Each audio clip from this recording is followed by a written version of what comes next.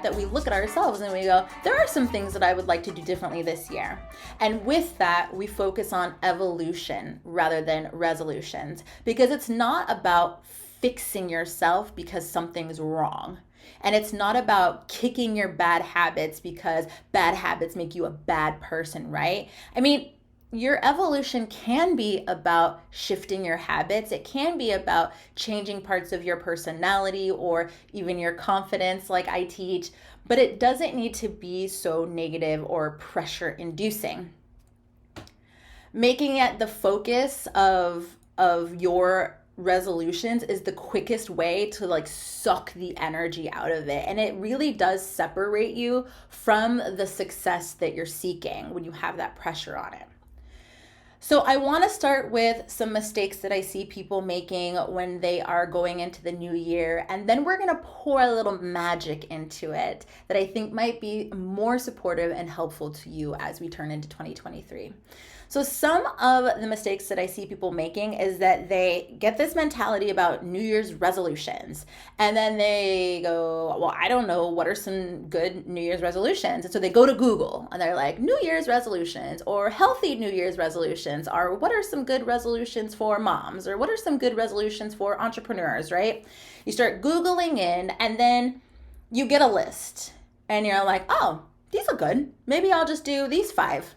Right? So then you start picking ones out that are telling you, this is what you should be doing to be successful. This is what you should be doing to be a better woman. This is what you should be doing if you want to release your book this year. This is what you should be doing if you want to travel to 3 different continents this year. This is what you should be doing, right? And so you're like, okay, well, I'm going to take these in and I'm going to implement them, right?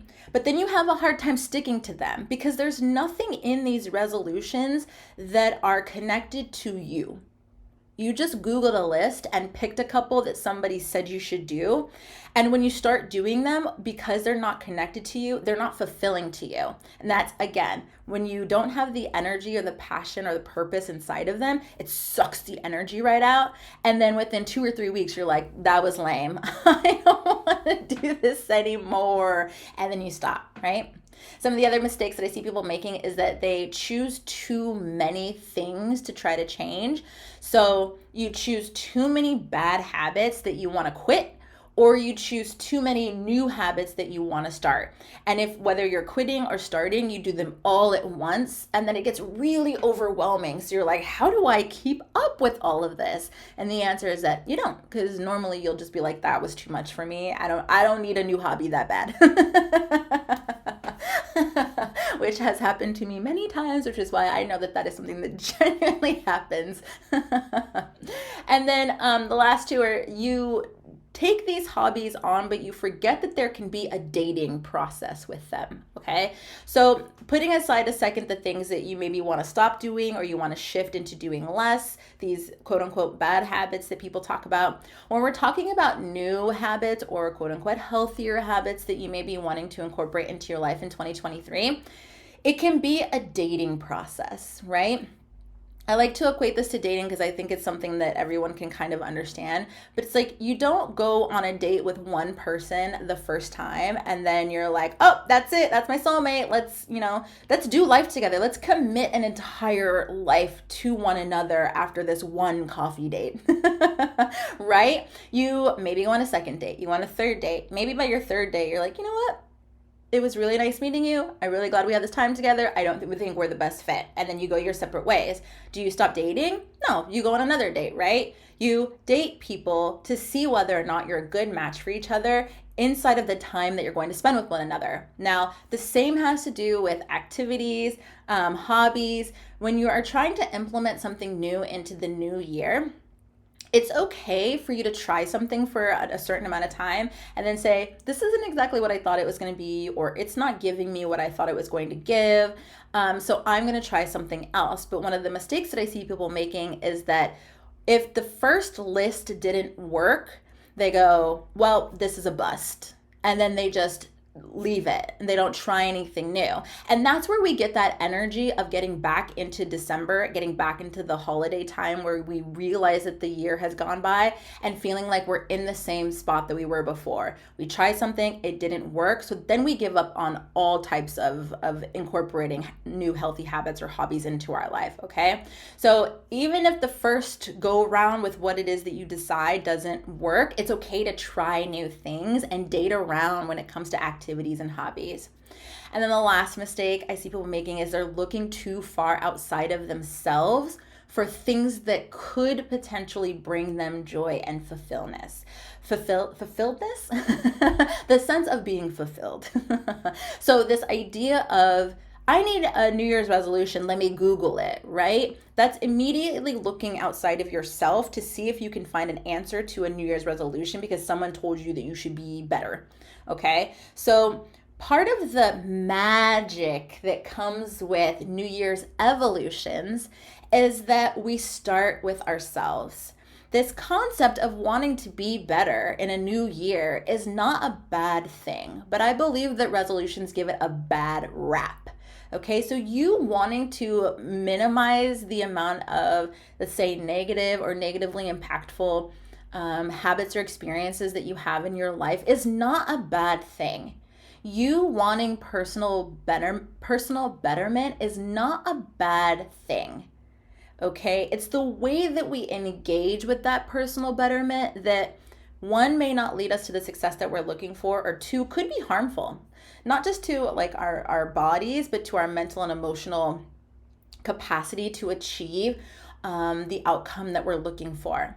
So we want to reverse engineer this, okay? Rather than immediately going to Google and say, what are some healthy habits for the new year? What are some good things that I can do in my new year? What are activities that may make me happy, right? We start with ourselves. We reverse engineer it into checking in with our inner knowing. It all starts with you. You don't need to check Google. You don't need to look at books. You don't need to listen to podcasts. I'm not going to tell you what to do. I'm just going to tell you how to do it. But I really want you to be the source of that information and to trust that you have the answers to those questions inside of you. It starts with self-discovery. And the self-discovery here is asking yourself questions about what kind of evolution it is that you want to be having. I do believe that one of the reasons that resolutions don't work is because we try to make it fit all the people. Right? The same reason that like self-care doesn't hit people as hard as it should, or why self-confidence books may not hit you in the same way as if you get personal coaching. It's so personalized to who you are. What makes me feel confident may not make you feel confident. The things that I enjoy doing for self-care may not be the things that you enjoy doing for self-care, and vice versa, right? So the ways that you want to better yourself may not be the same ways that I want to better myself. And how do we figure out what those things are for us individually? It's the self-discovery, it's the asking questions. So some of your questions may sound like, what are some things that I used to do that I stopped doing? For whatever reason, like, did you used to paint? Did you used to make sure that you went to the park for a run once a week? Did you make sure that you had a girls' trip once a year with all your girlfriends? And all of a sudden, you're not doing that anymore. But you want to be doing that again, right? It could be hobbies that you used to do, places that you used to frequent, practices that used to bring you joy, activities that you used to love, and for whatever reason used to happen and you dropped them, right? It could be things that you're interested in, things that you're interested in learning about. I know that speaking a new language is on a list for a lot of people. Doing a new hobby, like maybe you want to crochet a blanket this year. Learning how to do something that you saw on Instagram, right? Maybe it's trying new recipes or those kinds of things, right? What are some of those things that you want to do because you think that they'll bring you joy, and they may put you in a place of like, when you start doing those things, you do less of the things that may be considered bad habits, right? And then you pick one or two to start in January. You don't pick 10 and try to do them all at once, right? Because what you really want is to learn how to get consistent with those things instead of I'm kind of good at all these things, because the confidence comes from the proficiency.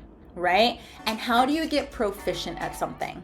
Well, you do it over and over and over and over and over again until you have this confidence behind whatever it is that you're doing, okay? So once you have the list of all the things, then in January you pick one or two, you get proficient at them by making a plan to engage them, putting them in your calendar, getting the support that you need to make sure that you're doing them, and then freaking doing them.